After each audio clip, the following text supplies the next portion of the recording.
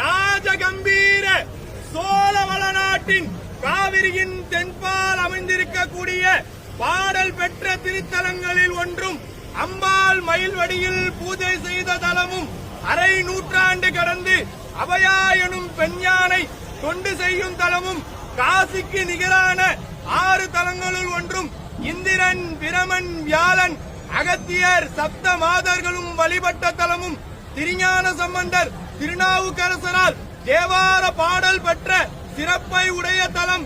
பிறப்பு இறப்பு எனும் மாறுபாட்டை அகற்றுகின்றவன், தெவிட்டாத ஆனந்தத்தை அருள்பவன், ஆதியும் அந்தமும் இல்லாதவன், எண் நிறைந்த வடிவெடுத்திருப்பவன், உள்ளத்தில் அமிர்தமாக ஒளிர்பவன், விஷத்தை விரும்பி அமிர்தமாக்கியவன், தொழுபவர்களின் துயர்களை தீர்ப்பதே தொழிலாய் கொண்டவன், தொழாது இருப்பவர்களுக்கு அனைத்து வகையான செல்வங்களையும் வாரி வழங்கும் வள்ளல் பெருமான். கௌரி தாண்டவர் செங்கோல் கொண்டு ஆட்சி புரியும் மயிலாடுதுறையரன் அபயாம்பிகை தாயார் உடனாகிய மயூரநாத பெருமான் எழுந்தருள்கிறார். வருகிறார் வருகிறார் வருகிறார்.